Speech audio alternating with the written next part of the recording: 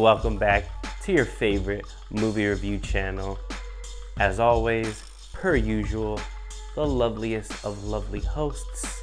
It's me, Peter Man. What's up, y'all? Of Man Cinema Reviews. You know, your favorite movie review channel.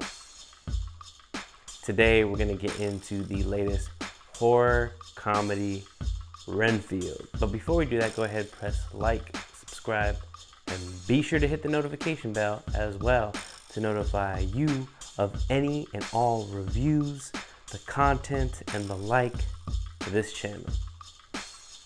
Thank you very much for choosing Man Cinema Reviews. The film details the day in the life of Renfield, the familiar, the servant of Count Dracula. After centuries of servitude, Renfield wants to step out of Count Dracula's shadow to see if there's any life outside of service. This film is a vehicle for Nicolas Cage as Count Dracula, but it's not called Dracula, it's called Renfield. And Renfield is played by Nicolas Hoult. Look, it is a very pleasing cast that we have, as well as Awkwafina, Ben Schwartz, but you're really here for Nicolas Cage because he's been just on a run of a just comeback, if you will. I really liked him in 2021's Pig, last year's Unbearable Weight of Massive Talent proved that he does have it with the acting and comedic chops, and that movie, I don't give it enough credit. I think I was really harsh in my first viewing of that film because I was really looking forward to what Nicolas Cage had to offer as Count Dracula, the Prince of Darkness. And herein lies the rub. If the film were to be centralized to Nicolas Hoult as Renfield and Nick Cage as Dracula, the film was all about their relationship, the centuries of this camaraderie, or rather constant torture, being imbued, procuring Count Dracula's prey. Renfield just finds himself in a bind where he's at a constant struggle in his life. He goes to a support group, which feels more like people that are dealing with domestic abuse or a toxic relationship. This is basically a man disgruntled with his boss of centuries and centuries, years of service. So it's no wonder that Nicolas Hoult plays it fairly straight. He's the straight man.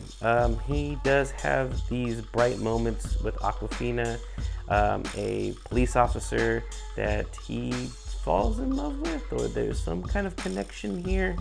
The two are bonded in a way because he saves her life when a mob boss is targeting this police officer, headed by Ben Schwartz, Teddy, as this kind of mob figure. And you know what, the fact that we have to introduce so many characters, okay, we have the love interest, Awkwafina, we have this mob family headed by Ben Schwartz.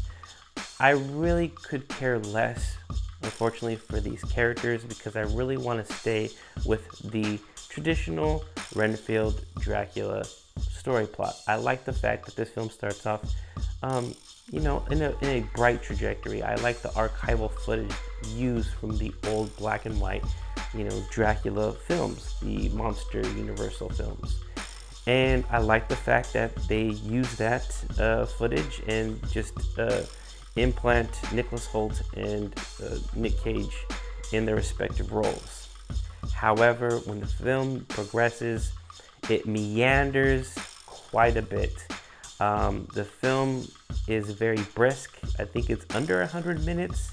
However, it felt like 2 hours plus because it feels like they were filling in gaps. It's not as quippy and smart with the script. Now, this is directed by McKay, who I really liked the Lego Batman film that he presented.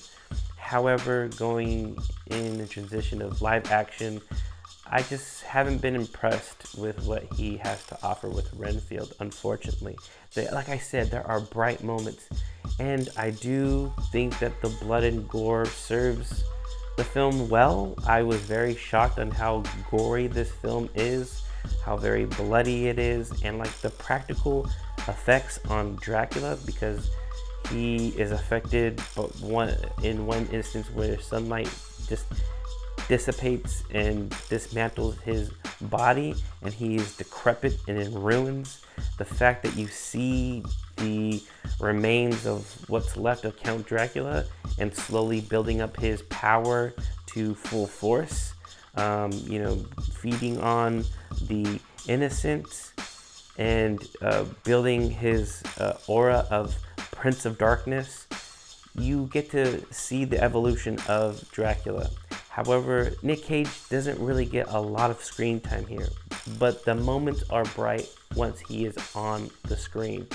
If we had centralized Nick Cage as Dracula and had him as the main role, this film would have worked gangbusters, because I love the scenes between him and Nicolas Hoult, and he just shines.